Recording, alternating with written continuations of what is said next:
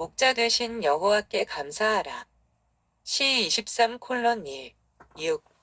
우리는 정말로 감사를 드리는 사람입니까?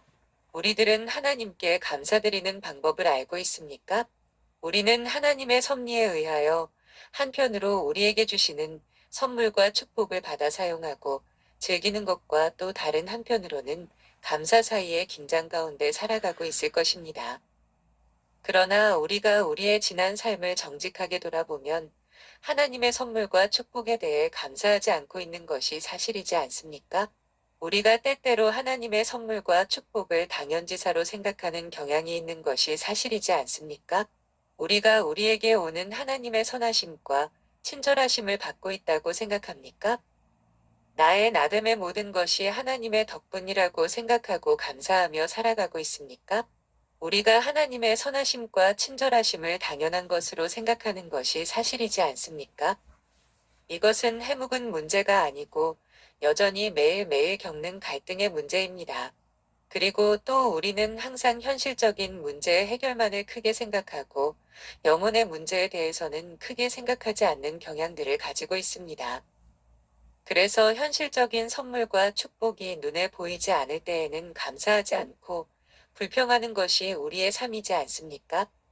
그러나 우리가 잊지 않아야 하는 두 가지 사실이 있습니다. 첫째는 우리의 영혼의 문제입니다. 우리의 영혼을 죄의 파멸에서부터 구원하여 주시기 위하여 우리 주 예수 그리스도께서 우리 사람처럼 낮아지셨습니다. 그리고 우리의 죄를 대속하시기 위하여 피할 수만 있으면 피하고 싶은 고통의 십자가에 달려 죽으셨습니다. 그래서 우리의 영혼이 죄의 파멸로부터 구속받았습니다. 이 은혜와 사랑은 그 무엇으로도 다 갚을 수가 없습니다. 하나님 편에서는 당신의 사랑하시는 아들을 내어주심으로 십자가에 못 박아 죽이는 엄청난 대가를 치르심으로 우리의 영혼을 파멸에서부터 구원하여 주신 것입니다. 이 사실을 아는 다윗은 시편 103:1, 4에서 내 영혼아 여호와를 송축하라. 내 속에 있는 것들아 다 그의 거룩한 이름을 송축하라. 내 영혼아 여호와를 송축하며 그의 모든 은택을 잊지 말지어다. 그가 내 모든 죄악을 사하시며 내 모든 병을 고치시며 내 생명을 파멸해서 속량하시고 인자와 긍휼로 관을 씌우시며라고 찬양하고 있습니다. 우리는 이 세상에서 우리가 가진 모든 것을 잃어버린다고 해도 우리의 영혼의 구원만은 잃어버려서는 안 됩니다. 누가복음에 나오는 어리석은 부자처럼 천하를 얻었다고 하더라도 오늘 밤에 하나님이 우리의 생명을 거두어 가지면 우리가 얻은 천하가 우리에게 무슨 소용이 있습니까? 우리는 우리의 영혼을 죄로부터 구원하여 영생을 주신 주님과 그 구원에 대해 항상 감사와 찬송을 올리며 살아가야 합니다. 이 사실은 아는 사람은 주님께 항상 감사를 드려도 부족한 것뿐임을 고백하지 않을 수가 없는 것입니다. 다윗은 하나님께서 당신의 인자, 즉 하나님의 사랑하심을 통해서 모든 죄악을 사하여 주시고 모든 병을 고치시며 생명을 파멸해서 구원하여 주신 하나님의 은혜를 잊지 말라고 하였습니다. 그리고 이어서 이렇게 말합니다. 좋은 것으로 내 소원을 만족하게 하사 내 청춘을 독수리 같이 새롭게 하시는도다. 시 103:5. 그리고 어떤 시인은 시편 107:9에서 그가 사모하는 영혼에게 만족을 주시며 줄인 영혼에게 좋은 것으로 채워주심이로다라고 하나님께 감사하며 하나님을 찬양하였습니다. 이것이 우리가 잊지 않아야 할 두 번째 문제입니다. 우리 하나님은 언약 안에서 우리의 아버지가 되십니다. 한 가정의 가장이 가정을 보호하고 가정의 생계를 책임지고 가정에 필요한 것들을 공급하듯이 하나님은 언약 안에서 우리의 아버지로서 우리의 모든 필요를 채워주시는 분이십니다.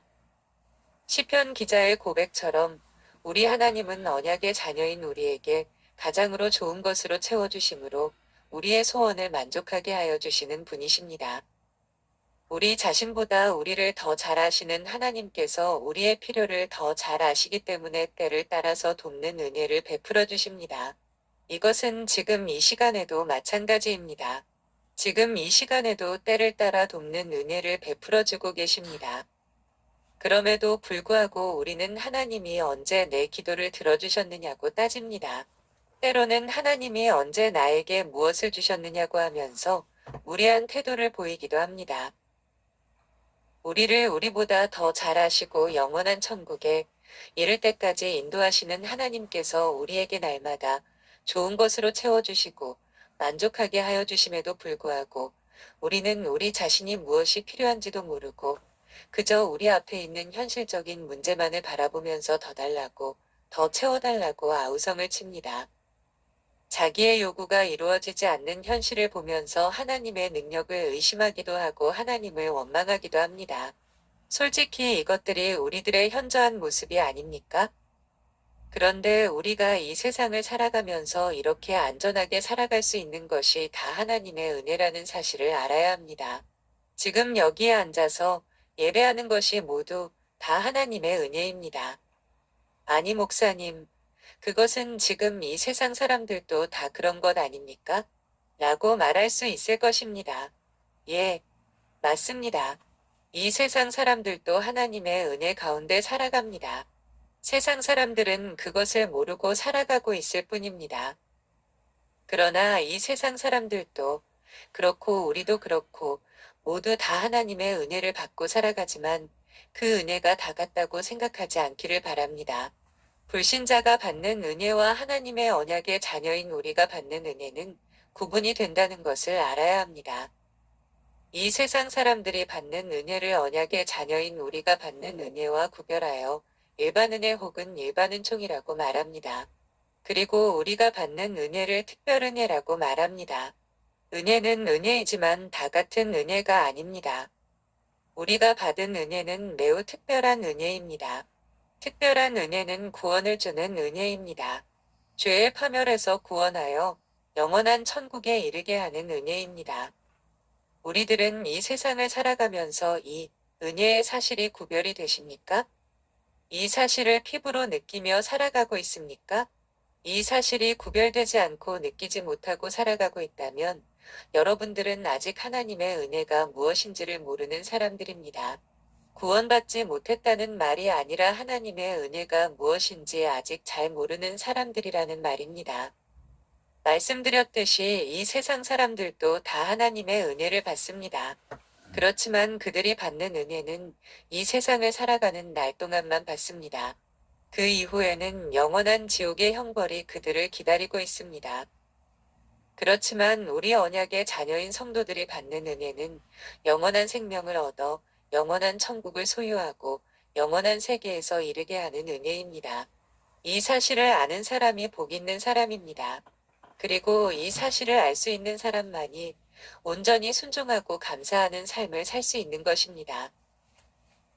지금 우리들의 심장에 이런 사실이 자리하고 있고 감사하고 있다면, 그리고 여러분의 심장이 매 순간 뛰듯이 여러분의 매일매일의 삶에서 하나님의 은혜로 영원한 생명을 소유하여 영원한 천국에 이르게 하시는 은혜에 감사하는 마음이 솟아나고 있다면 여러분들은 하나님의 특별하신 은혜가 무엇인지를 아는 사람들입니다. 그러면 이제 우리 하나님께서 우리를 어떻게 날마다 인도하셔서 영원한 천국에 이르게 하시는지 하나님의 은혜가 무엇인지를 오늘 본문을 통해서 생각해 보겠습니다. 오늘 본문은 여호와는 나의 목자가 되신다는 말로 시작하고 있습니다. 그래서 우리가 첫 번째로 생각할 것은 하나님이 우리의 목자가 되신다는 것입니다. 일반적으로 구약시대의 여호와는 어떤 특정 개인의 목자라기보다는 자기 백성의 목자라고 말씀하고 있습니다. 그렇지만 개인은 전체 속에서 개인이기 때문에 하나님은 우리 성도 한 사람 한 사람의 목자가 되시는 것입니다. 그래서 우리가 이 시상에서 생각할 수 있는 것은 하나님은 양의 무리, 즉 전체 속에서 나를 인도하여 가신다는 것입니다. 하나님은 항상 전체 속에서 개인을 인도하신다는 것을 알아야 합니다. 하나님께서 당신이 몸인 교회를 어떤 목적을 가지고 인도해 가시기 때문에 내 개인의 의미도 교회의 목적 속에서 찾아야 정상적인 신자로서 살아갈 수 있는 것입니다. 교회를 떠나서는 내 개인의 삶과 사명을 생각할 수가 없는 것입니다. 나는 그리스도의 몸의 지체로서 살아갑니다. 그러므로 몸이 하고자 하는 그 목적을 위하여 지체로서 움직일 때에만 의미가 있는 것입니다. 나무의 가지가 나무에 붙어 있을 때에만 생명이 있고 의미가 있는 것입니다. 나무에서 떨어지면 수분이 있는 동안은 살아있는 것 같지만 곧바로 죽음으로 의미가 없는 것입니다. 하나님은 당신의 몸인 교회를 당신이 원하는 대로 인도하여 가시지만 또 교회의 지체인 나 역시 하나님께서 인도하여 가신다는 것입니다. 다시 말하면 목자 되신 여호와는 우리의 형편과 상황을 속속히 다 아시고 푸른 풀밭과 쉴만한 물가로 우리를 인도하여 가신다는 것입니다. 그래서 시인은 확신 가운데서 내가 부족함이 없다고 말하고 이어서 본문 2절에서 그가 나를 푸른 풀밭에 누이시며 쉴만한 물가로 인도하시는도다라고 노래하고 있습니다. 이것이 오늘 본문에서 두 번째로 생각할 것입니다. 하나님은 항상 우리에게 좋은 것으로 먹이시는 분이시라는 것입니다. 여호와 하나님은 우리의 교회의 목자가 되십니다. 교회의 목자 되신 여호와는 교회의 지체인 우리의 한 사람 한 사람의 목자가 되시기 때문에 우리의 형편과 처지를 다 아십니다. 우리의 중심을 꿰뚫어 보시는 분이십니다. 우리의 형편과 처지를 다 아시기에 우리를 능히 도울 수 있는 분이십니다. 이스라엘 사회에서 목자들은 양떼를 맡아서 광야 이곳저곳을 돌아다니면서 양들에게 꼴을 먹이고 물가로 인도하여서 건강한 양들이 되게 하는 일을 합니다. 여기서 말하는 푸른 풀밭은 거처라는 의미가 있습니다. 그러니까 푸른 풀밭은 두 가지 의미가 있다고 볼 수 있습니다. 하나는 사막의 뜨거운 태양열을 피하여 쉴 수 있는 그늘진 곳으로서 휴식처 혹은 안식처라는 의미가 있습니다.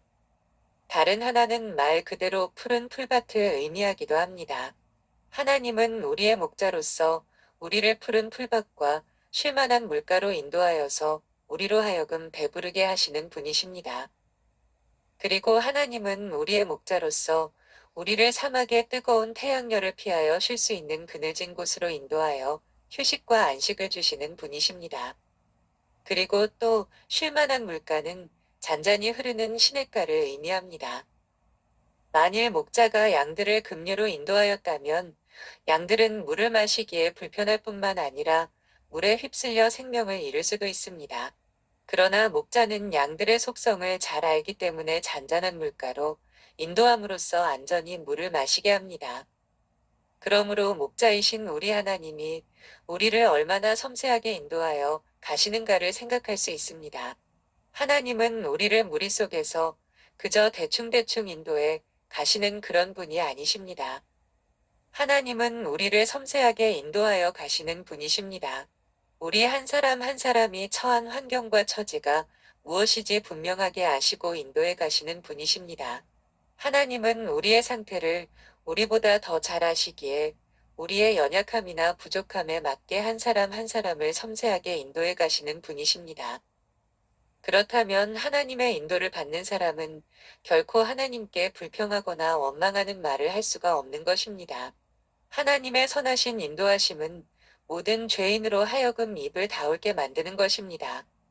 그런데 이때 우리가 주의해야 할 것이 하나 있습니다. 오늘 본문 3절입니다. 내 영혼을 소생시키시고 자기 이름을 위하여 의의 길로 인도하시는도다. 하나님께서 우리의 영혼을 소생시키시고 의의 길로 인도하시는 것은 누구를 위함이라고 말씀하고 있습니까? 우리를 푸른 촛장과 쉴만한 물가로 인도하시는 것이 누구를 위함이라고 말씀하고 있습니까? 하나님의 이름을 위하여라고 말씀하고 있습니다. 하나님의 이름을 위하여 우리 영혼을 소생시키시고 의의 길로 인도하신다는 것은 하나님 당신의 성품과 당신의 약속의 신실성을 위하여 우리를 구원하여 주시고 우리의 삶을 평탄하게 하여 주신다는 것입니다. 여기서 말하는 소생이란 되돌아오게 하다는 뜻이 있습니다. 하나님은 당신의 이름을 위하여 죄악과 공경으로 헤매던 영혼이 하나님께로 돌아와서 하나님의 뜻을 행하도록 하신다는 것입니다. 한마디로 말하면 우리의 구원을 말하는 것입니다. 그러므로 양인 우리는 하나님의 구원에 감사하며 살아야 합니다. 이것은 우리의 삶의 우선순위를 말해주고 있습니다. 하나님은 당신의 이름을 위하여 일하신다는 이 말씀 속에는 우리의 삶의 우선순위가 무엇인가를 말씀해 주는 것입니다. 이 세상에서 우리 그리스도인들의 삶의 우선순위가 바뀌지 않아야 합니다. 우리는 우리 자신을 위하여 존재하는 사람들이 아닙니다. 하나님은 우리의 행복과 유익과 만족과 성공을 위하여 존재하는 그런 분이 아닙니다. 우리가 하나님의 이름을 위하여 존재하는 것이지 하나님이 우리를 위하여 존재하는 것이 아닙니다. 이 우선순위가 바뀌지 않아야 합니다. 이것이 바뀌면 우리의 신앙생활이 엉망으로 바꿀 수밖에 없습니다. 하나님이 내 필요를 위하여 존재하는 분이라면 내 필요가 채워지고 나면 하나님은 필요가 없는 분이 됩니다. 그러나 우리는 하나님을 위해서 존재하는 분이십니다. 우리는 사나 죽으나 우리의 유일한 위로자가 되시는 그리스도를 위하여 존재하는 것입니다. 다시 말하면 하나님의 영광을 위하여 존재하는 사람들입니다. 바울의 표현대로 말하면 그런즉 너희가 먹든지 마시든지 무엇을 하든지 다 하나님의 영광을 위하여 하라는 것입니다. 그리고 주님의 표현대로 말하면 너희는 먼저 그의 나라와 그의 의를 구하라는 것입니다. 하나님은 언제나 당신의 이름과 명예를 위하여 일하시는 분이십니다. 그러므로 우리는 하나님의 이름과 명예에 합당하게 생각하고 합당하게 살아가야 합니다. 그러면 하나님께서 우리의 목자로서 우리를 푸른 풀밭과 쉴만한 물가로 인도하여 주시는 것입니다. 주님은 너희는 먼저 그의 나라와 그의 의를 구하라. 그러면 이 모든 것을 주실 것을 말씀해 주셨습니다. 여기에서 삶의 우선순위가 무엇입니까? 하나님의 이름입니다. 하나님의 영광입니다. 이 삶의 우선순위에 의해서 살아가면 하나님이 우리를 푸른 풀밭과 쉴만한 물가로 인도하여 주십니다. 이것이 바꿔지지 않아야 합니다.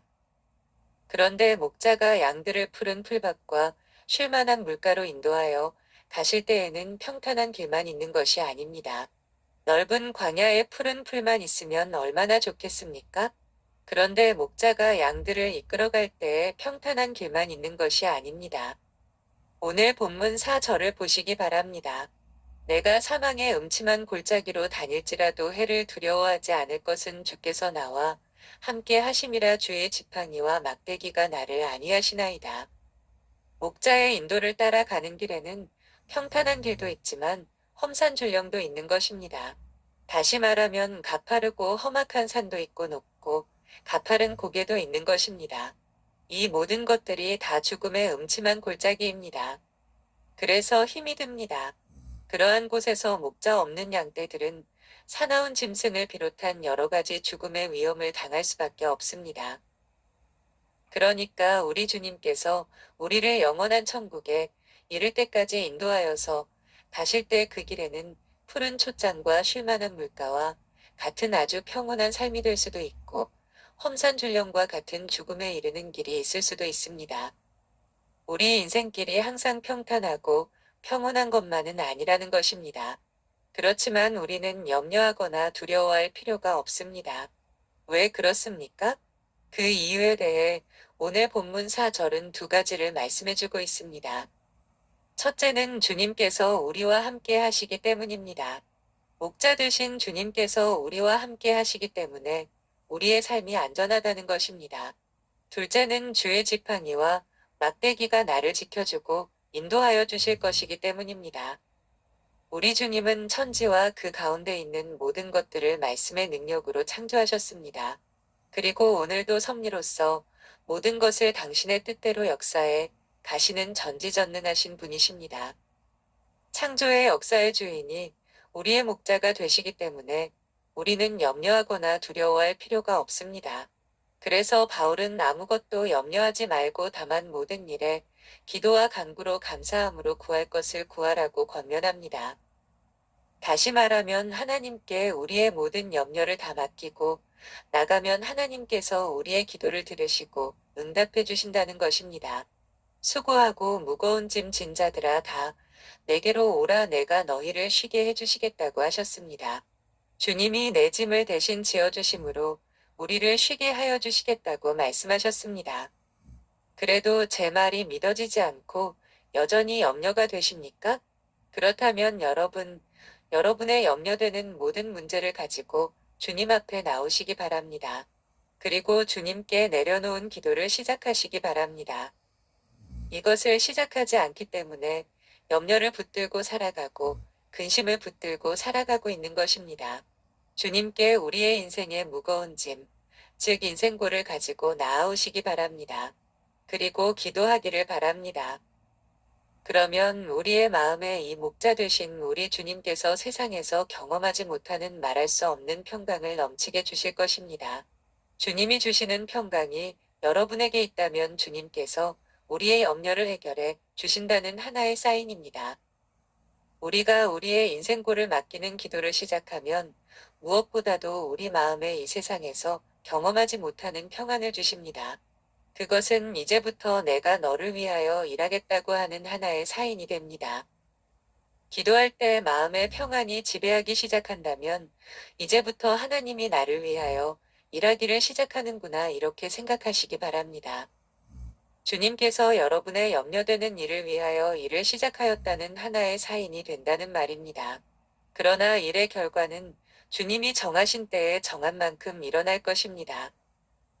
그렇지만 주님의 평강이 내 마음을 지배하기 시작할 때부터는 내가 염려하는 모든 것이 지금 당장 이루어지지 않고 있지만 염려가 사라지게 되는 것을 알게 될 것입니다. 오히려 담대해질 것입니다. 주님께 인생의 모든 것을 맡길 수 있는 담대함이 여러분의 심령을 지배하기 시작할 것입니다. 그래서 계속해서 기도하며 살아가게 할 것입니다. 이것이 믿음인 것입니다. 여기 주의 지팡이는 양들을 인도하는 도구로서 양이 양떼를 떠나서 다른 길로 가려고 하면 둥글게 된 손잡이 부분으로 양을 낚아채어 건져내는 역할을 하는 것으로서 양이 가야 할 길을 바로 가게 하는 역할을 하는 도구입니다. 그리고 주의 막대기는 사나운 짐승이 양들을 공격할 때 사나운 짐승들과 맞서 싸우는 도구입니다. 양을 보호하는 도구입니다. 목자는 이런 도구들로 자기 양들을 돌보듯이 우리 하나님은 언약의 자녀인 우리와 항상 함께 하심으로 우리를 보호하여 주시고 우리를 인도하여 주시는 분이십니다. 여러분, 이제 우리가 만나게 될 본문 5, 6절은 우리에게 아주 놀라운 확신을 주고 그 확신 가운데서 우리의 마음을 아주 평안하게 이끌어주고 있습니다. 주께서 내 원수의 목전에서 내게 상을 차려 주시고 기름을 내 머리에 부으셨으니 내 잔이 넘치나이다. 내 평생의 선하심과 인자하심이 반드시 나를 따르리니 내가 여호와의 집에 영원히 살리로다. 오늘 본문은 1, 4절에서 목자와 양에 대한 묘사를 하고 이어서 5, 6절에서는 주님께서 다윗을 위하여 풍성한 잔치상을 베풀어 주는 것으로 바뀌고 있습니다. 머리에 기름을 부으신다는 말이나 내 잔이 넘친다는 말은 잔치의 풍성함을 말하는 것입니다. 그리고 하나님께서 다윗을 위하여 풍성한 잔치상을 베푸셨다는 것은 하나님께서 다윗과의 언약 관계를 견고히 하셨다는 것을 말하는 것입니다. 언약이 무엇입니까? 나는 너희 하나님이 되고 너희는 나의 백성이 된다는 것입니다. 그러므로 성경은 하나님 앞에서 베풀어진 음식을 먹는다는 것은 하나님과의 깊은 교제와 언약 관계인 것을 드러내는 일이기 때문입니다. 그리고 하나님께서 다윗을 위하여 잔치상을 베푸셨다고 하실 때 이 말은 어떤 순간, 즉 지나간 과거가 아니라 앞으로도 계속된다는 미완료 시제를 사용하였습니다. 그러므로 이것은 하나님의 언약 백성인 다윗의 삶이 현재보다 더욱 안전하고 평안하게 될 것을 말해주는 것입니다. 시편 23편의 저자인 다윗의 주변에는 다윗의 생명을 노리는 대적들이 많이 있었습니다. 그런데 하나님께서는 원수들이 보는 앞에서 다윗을 위하여 보란듯이 잔치상을 베풀어 주셨고, 그리고 앞으로도 계속해서 잔치상 베풀어 주실 것이라는 확신은 지금까지 다윗과 함께 하신 하나님께서 앞으로도 다윗의 목자로서 다윗과 함께 하시고 다윗을 견고하게 붙들어 주셔서 다윗에게 형통함을 주시겠다는 것을 원수들에게 드러내 보이시는 것을 말합니다. 하나님께서는 다윗의 원수들 앞에서 다윗과 함께 하셔서 다윗을 견고하게 하여 안전하게 하여 주신다는 일종의 시위를 하시는 것입니다. 하나님의 은혜가 언약의 자녀인 다윗에게 계속해서 끊임없이 이르게 될 것이라는 말입니다. 언제까지 말입니까? 본문 6절은 내 평생에라고 말씀하고 있습니다. 다윗이 이 땅을 살아가는 날까지를 말합니다. 그리고 내가 여호와의 집에 영원히 살리라고 말씀하고 있습니다. 이것은 영원한 천국을 의미합니다. 다윗이 영원한 천국에 이를 때까지 하나님께서 다윗의 목자로서 다윗을 지키시고 인도하시고 견고하게 세워주시겠다는 것입니다. 여러분, 다윗의 하나님이 오늘 우리의 하나님이십니다. 다윗이 하나님의 언약의 자녀였듯이 오늘 우리도 그리스도 안에서 하나님의 언약의 자녀입니다. 다윗의 목자가 되신 여호와는 오늘 우리의 목자가 되십니다. 다윗에게 다윗의 원수들 앞에서 보란듯이 하나님이 함께하시고 견고하게 하신다는 것을 시위하시듯이 잔치상을 차려주신 하나님이 우리의 원수들 앞에서도 우리와 함께 하시고 견고하게 하신다는 것을 시위하듯이 잔치상을 베풀어 주실 것입니다. 다윗의 평생에 함께 하신 하나님이 우리의 평생에도 함께 하실 것입니다. 다윗이 영원한 천국에 이룰 때까지 함께 하시고 견고하게 하여 주신 하나님이 우리가 영원한 천국에 이를 때까지 우리와 함께 하시고 우리의 삶을 견고하게 붙들어 주실 것입니다. 그러므로 우리의 목자가 되셔서 우리를 푸른 풀밭과 쉴만한 물가로 인도하시고 당신의 이름을 위하여 우리의 영혼을 구원하시고 의의 길로 인도하시는 하나님을 찬양하십니다. 하나님께 우리의 온 마음을 다하여 감사를 드리고 찬양하시기 바랍니다. 그러면 바울이 빌립보서 4장에 말하고 있듯이 하나님께서 우리가 이 세상에서 우리 이성으로 상상할 수 없고 경험하지 못하는 하늘의 평강으로 우리와 함께 하실 것입니다. 우리의 도움은 천지를 지으신 여호와 하나님 한 분밖에 없습니다. 하나님께 감사와 찬양을 넘치게 드리는 하루하루가 되시기 바랍니다. 아멘.